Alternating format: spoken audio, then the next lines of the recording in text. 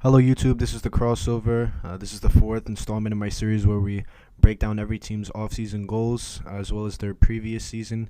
We go by record, so we're starting. We started with the Houston Rockets, the team with the worst record, and we're gonna build our way all the way up. And today's episode is going to be about the Orlando Magic. Taking a look at the season that the Orlando Magic just had, I landed on a grade of an A minus for them. To start off the season, it looked like they were going to be the same old Magic where they keep the same group of players and look to contend for that 7th, 8th spot this year, the play-in tournament. But that turned out to not be the case, right? They blew it up at the trade deadline. The biggest trade that they made was trading their star player, Nikola Vucevic, as well as Al-Farouq Aminu for Otto Porter, Wendell Carter Jr., this year's 8th pick, as well as a first-round pick in 2023, which was amazing value for Orlando, right? Wendell Carter looking more and more like the player that he was supposed to be for Chicago, right, when he was drafted. Really an all-around center, right? That's his calling card, right? He can defend. I think he imposed his will a lot better defensively in Orlando than he did in Chicago. As a rim protector, I think he has the potential to be a switchable defender, right? Sometimes switching the pick and roll. On offense, he showed a little bit of ability to rim roll, a little bit of post ups to find teammates, right? A little bit of a playmaker, as well as a little bit of a mid range jump shot. I think that Wendell Carter was all about confidence. I think Chicago fans will tell you the same thing. And I mean, he's the starting center for the Orlando Magic going forward, and I think he has a much higher chance of really reaching his ceiling that we all thought he did coming into his rookie year in Orlando than he did in Chicago. Otto Porter, a role player at this point in his career, a free agent. I'd expect Orlando to let him walk. But those two first-round picks were also incredible value, right? The 8th pick in this year's draft, which we will get to later, as well as the 2023 first-round pick. I'm not a big fan of Chicago's situation, so I expect that pick to be very valuable. Moving on to the next trade, which was Aaron Gordon as well as Gary Clark for R.J. Hampton, Gary Harris, as well as a 2025 first-round pick. R.J. Hampton got a lot of playing time as the season and the later half of the season, especially towards the end, with the Magic tanking. Really a slashing guard, got to show off his athleticism. He showed flashes of a shot. I think it definitely needs work. He just needs more reps, more time to work out, right? Strength training, just get more of a feel of his game and continue to grow, right? You could tell that he's a young player when you watch him play, right? He just with his size, with his IQ, but he definitely has that raw talent, right? He has the athleticism. I think his best skill is as a slashing guard. I think if that shot does develop, he could be a pretty good combo guard for the Magic. Defensively, I think his IQ needs to improve and his strength, but his speed and his athleticism. If he could put that together, I think he'll be a pretty solid defensive player. But R.J. Hampton, a solid guard for them to keep off the bench moving forward, part of their young core. And Gary Harris shot the ball well from 3 for the Magic, but outside of that, really couldn't do anything. Was a horrible shooting the ball outside of the 3-point line, and even then he was decent as a 3-point shooter for them. Defensively, he's still who he is. He's just fallen off a cliff offensively, as we all know, from Gary Harris. And as well as that 2025 first-round pick, you never know what that could turn out to be, so that's great value for them. And then finally, the Evan Fournier trade to the Boston Celtics for Jeff Teague and 2 first-round picks. They later, obviously, moved on from Jeff Teague, but those 2 second-round picks are pretty valuable. I thought Evan Fournier would be would demand much higher value than that. But 2 second-round picks is not bad. They continue to add draft capital to their team as they are in the beginning stages of their rebuild. Taking a look at some other players that they had this season, Markelle Fultz started off the season really hot, kind of teetered off shooting-wise, scoring-wise, was a great defender, good facilitator. Obviously, had a season-ending injury, and we all hope that he could come back and be the same player that he was prior to that injury at the very beginning of the season. Hopefully, he can get back to that point.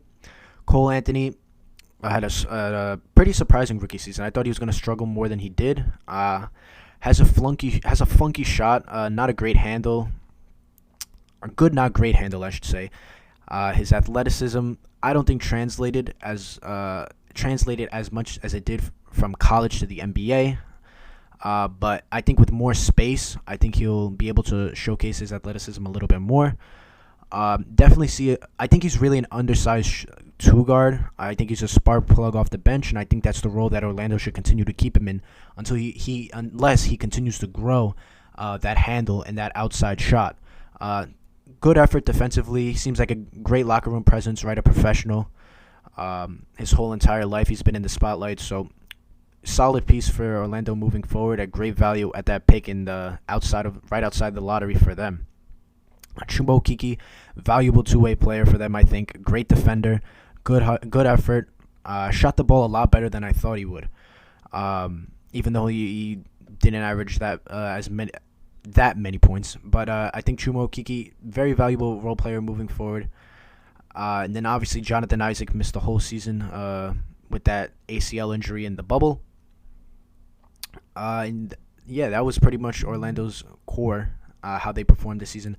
Dwayne Bacon was pretty horrible this year. He was amongst the league, at the bottom of the league in terms of true shooting percentage. Just an awful scorer. I expect him to be buried at the end of the rotation this upcoming season.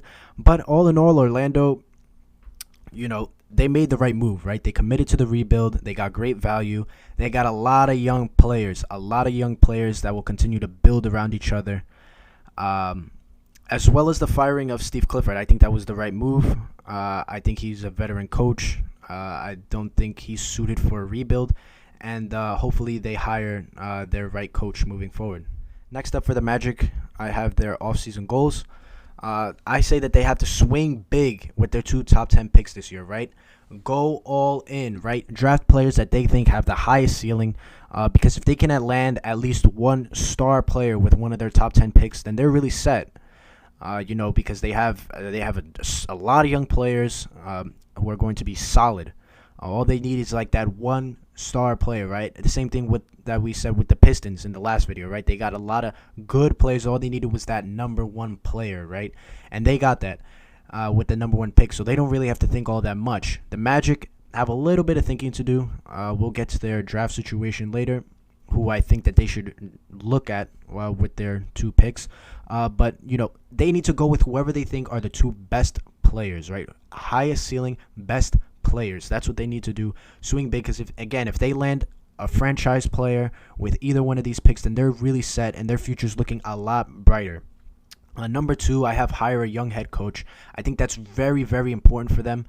My thoughts on who they should have hired. I would have preferred Wes Unseld Jr. to come here. Young coach with a defensive mindset over there for Denver. I think he would have been a perfect fit here, but it's looking like they're going to end up signing Jamal Mosley, the top assistant for Rick Carlisle when he was the coach for Dallas, which I think is a great hire. He's going to come in, bring that Dallas offense with him, right? He's probably going to have them get up a lot of threes, right, up and down the court. Probably going to be a very strategic coach, which I really, really like that hire, right? Get these young guys running, get them running and gunning, getting up shots, establish a core, right? I think that's establish a culture as well as a core, right? And I think Jamal Mosley is a great candidate to do that. Number 3, I have them they don't really have any veterans on the roster, so I say trade Terrence Ross, right? Free up those minutes for those young guards, right? Gary Harris as well, if you could find a trade for either of them. For those young guards, right? You need RJ Hampton, Cole Anthony, potentially if they draft a guard in this upcoming draft at the end of July. Right? Get these guys minutes, right? Get all these young guys. Just have all young guys out there. Just get them minutes. And number 4, fill out the roster with minimum contract free agents, just because they already have so many roster spots filled out with young players, right? Point guard again, or really the guard spots, Fultz, Anthony, Hampton. They might pick somebody this year. They don't really have anybody at the small forward spot, but that might change coming up, right? But Jonathan Isaac, Chuma Okeke, the center, Wendell Carter.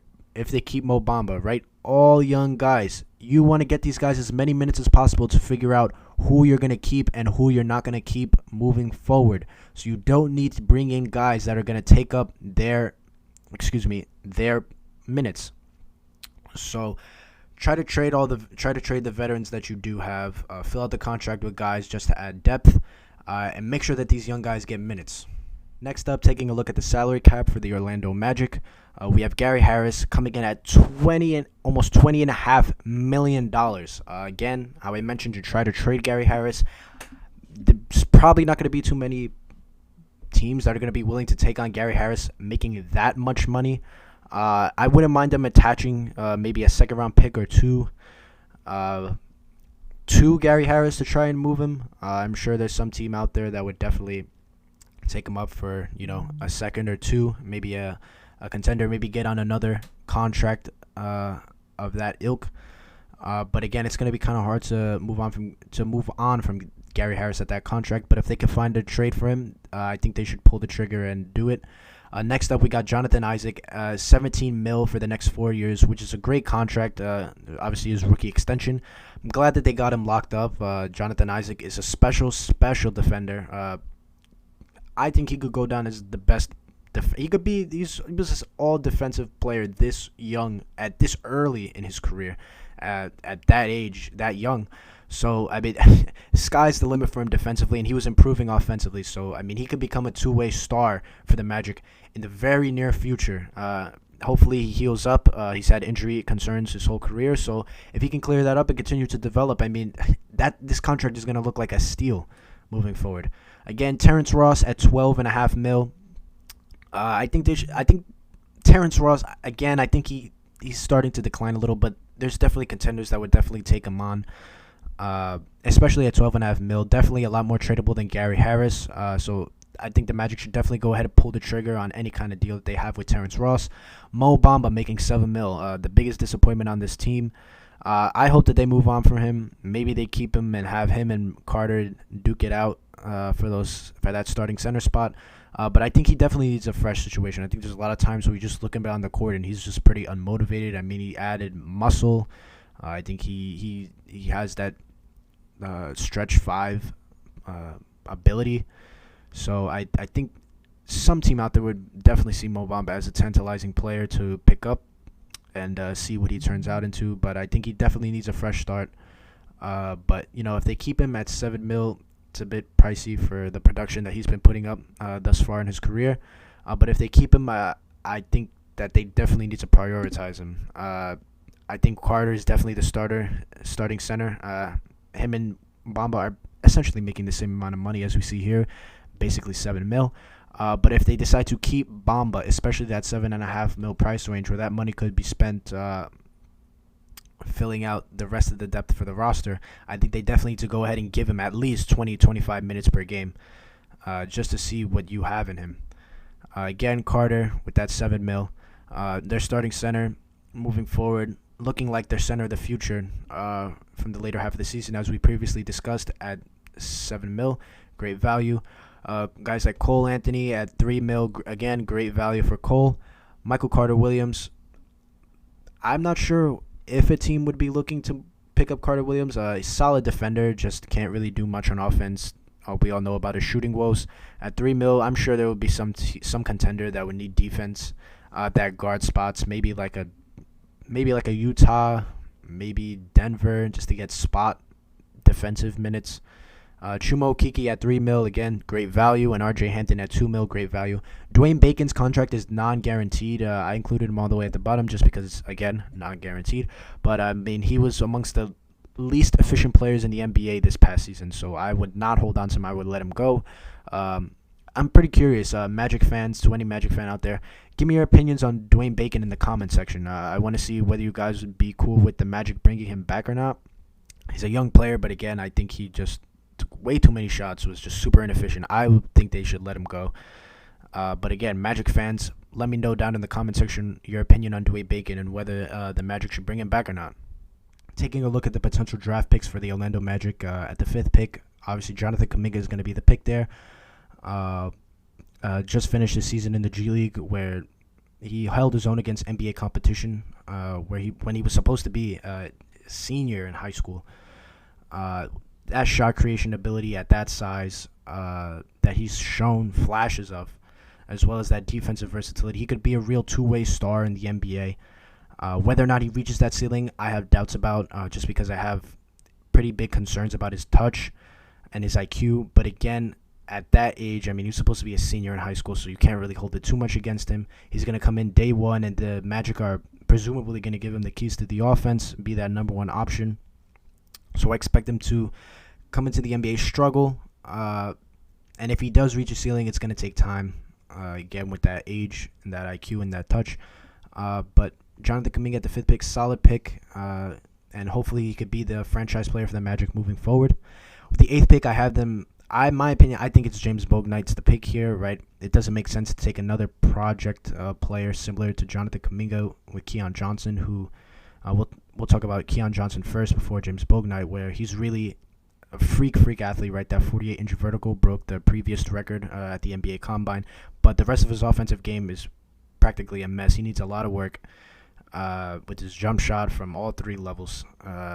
And defensively, he's got a good motor defensively, a great effort, especially with that athleticism, can cover multitude of positions.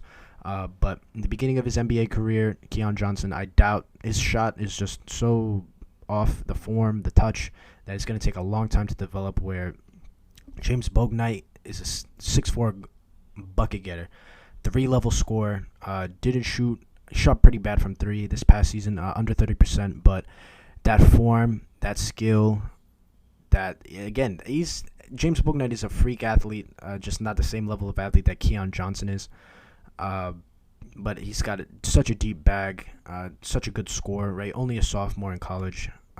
With that athleticism, that bag, that shot creation, a great mid-range scorer. I think the three-pointer will translate into the NBA for James Bouknight. He took a lot of tough, contested three-pointers, which I expect to decrease in the NBA, given that he'll have guys like Fultz and Cole Anthony and potentially even Jonathan Kuminga, depending on how the Magic decide to use him, setting up open looks for him. And I think James Bouknight has a real chance to be a star scorer in the NBA. He has a chance to become a 20-point-per-game scorer. I believe he could get to that point. And I think he's the pick here at 8, just because he's a guy who could come in and get buckets, right? You look at the other guards. Cole Anthony could get buckets in spades. Not necessarily in spades. Cole Anthony is either going to be hot or cold. No in between for Cole Anthony. I think James Bouknight is a much better scorer and a much better prospect than Cole Anthony. Markelle Fultz, not much of a scorer, not much of a shot creator, as well as R.J. Hampton, who's much more of a slashing guard.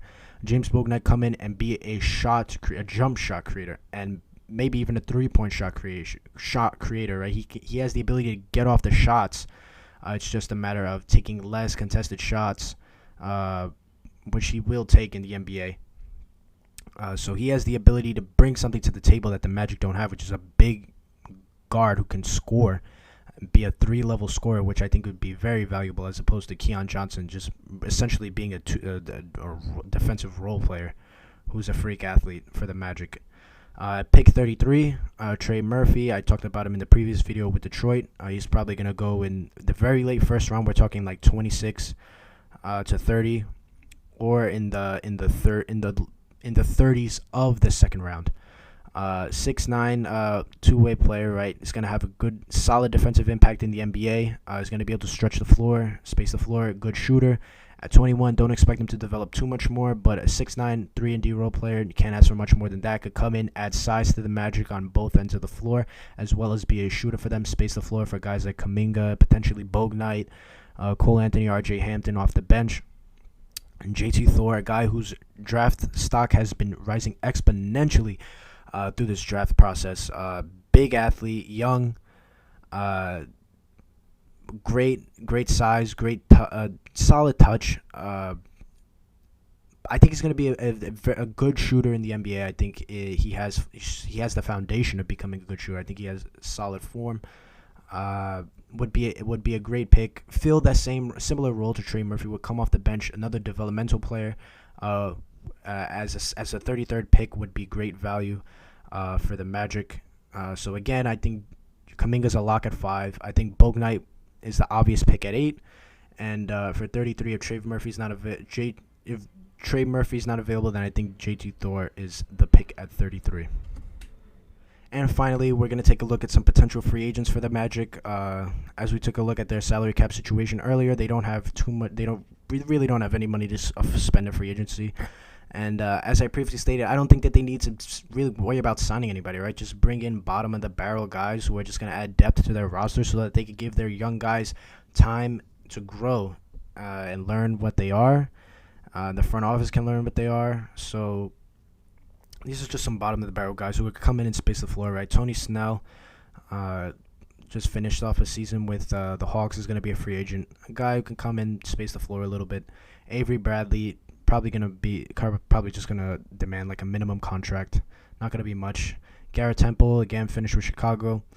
Was pretty valuable for them. Could warrant a little bit of money, probably right around that $5 to like $7 million price range. But if he doesn't, then the Magic should look to get him, right? Add that veteran presence, three-point shooting, as well as he gives effort defensively. That's as much as I'll say about Garrett Temple defensively. Nicolo Melli, finished season with the Mavericks. Come in, add big man, add floor spacing at that floor spacing at that big man spot. Same thing for Nemanja Bjelica as well as Trey Lyles. Frank Ntilikina, it pains me as a Knicks fan to see that he didn't work out, but could be an interesting guard for the Magic to bring in if they decide not to draft a guard in free agency. Come in, potentially be a two-way guard for them. But I don't think Frank Ntilikina would demand that much money. Probably right around like $2-3 million. I mean, I don't know how many other teams are going to be interested in him. Maybe some teams will, just because they could see him as a reclamation project, a guy who could potentially be a valuable 3-and-D wing for them. But if he doesn't demand too much money, if he doesn't have that much of a market, which he may or may not have, I would bet towards he may have a decent market. But if he doesn't, then I think the Magic swoop in, pick up a flyer on Frank, and then I have each one more as the last free agent. Just, veteran presence again, come in and space the floor for the young guys in the minutes that he does play. And that's the end of the video, guys. Again, just to recap, the Magic are in a pretty good spot with all their young guys. I thought they knocked it out the ballpark with all the trades that they made at the trade deadline. They have a pretty solid group of young guys that they can experiment with, see who to keep, see who not to keep. I think they're going to hire a great coach in Jamal Mosley. I think they're going to have a pretty good draft if they, with Jonathan Kuminga, and if they select, a James Bouknight, depending on who they select in the second round. The Magic just keep the core together, right? Don't sign any. Just let the young guys that you have already get all the bulk of the minutes, right? Just let them develop, see what they become over time. Hopefully, Jonathan Kuminga can become that star player that a lot of people believe him to be, that I think he can reach. Whether or not he reaches that again is a question. But again, Magic in a very, very good spot to start off their rebuild, right? They have good young players at just about every position. You got Wendell Carter. A starting lineup, again, Wendell Carter, Jonathan Kuminga, Jonathan Isaac, two Jonathans. Most likely Gary Harris, and then Markelle Fultz. Very, very good starting lineup. Very good starting lineup to grow and see what they become over time, right? You got guys like assuming Bouknight off the bench, R.J. Hampton, Cole Anthony, Okiki, potentially Mo Bamba. That's already a 10-man. That's already a 10-man roster of just young guys that they need to see what they can become. So they don't really need to go after anybody in free agency. Just keep the same group of guys. See if you can get a trade for Terrence Ross.